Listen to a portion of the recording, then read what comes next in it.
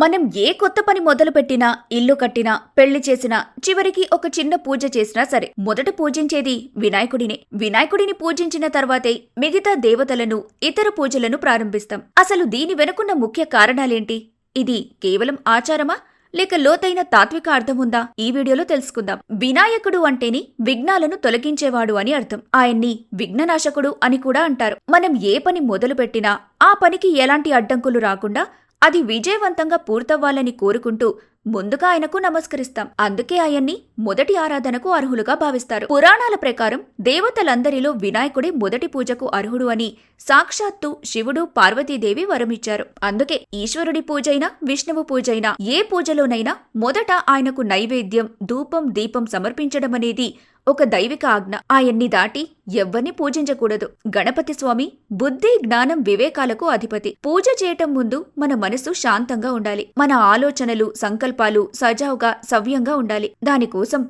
ఆ జ్ఞాన స్వరూపుడైన గణపతి కరుణ మనకు తప్పక కావాలి. ఏ పనైనా ప్రారంభించే ముందు ఓం శ్రీ గణేశాయ నమః అని పలకడం చాలా శుభమని మన పెద్దలు చెబుతారు. ఈ ఉచ్చారణ ఆ పనికి శుభారంభమని, ఆ పని వెనుక దైవ ఆశీర్వాదం ఉందని మనం భావిస్తాం. మనకు ఒక మానసిక ధైర్యాన్ని ఇస్తుంది. వినాయకుడి రూపం మనకు ఒక లోతైన జీవిత పాఠాన్ని నేర్పుతుంది. ఆయన పెద్ద చెవులు ఓపికగా వినాలి అని చెబితే, పెద్ద బొజ్జ జీవితంలో వచ్చే మంచి చెడు రెండింటిని జీర్ణించుకోవాలని చెబుతుంది. ఏ సమస్య వచ్చినా దాన్ని జ్ఞానం, సహనం, భక్తితో పరిష్కరించొచ్చని ఆయన రూపం మనకు సందేశాన్నిస్తుంది. కాబట్టి ప్రతి పూజా కార్యక్రమంలో మొదట వినాయకుణ్ణి పూజించడం అనేది కేవలం ఒక సంప్రదాయం మాత్రమే కాదు. అది విఘ్నాలను తొలగించే దైవ తాత్వికతతో కూడిన ఒక శుభ ఆచారం. చివరిగా విఘ్న నాయకుడిని ఈ మంత్రంతో ప్రార్థిద్దాం. వక్రతుండ మహాకాయ సూర్యకోటి సమప్రభ నిర్విఘ్నం కురుమే దేవ సర్వకార్యేషు సర్వదా. అంటే, ఓ మహాగణపతి, నీవు సూర్యకోటుల తేజస్సుతో ప్రకాశిస్తావు. దయచేసి నా అన్ని పనులు అడ్డంకులు లేకుండా విజయవంతంగా జరిగేలా ఆశీర్వదించు అని. ఓం శ్రీ గణేశాయ నమః. గణపతి బప్పా మోరియా.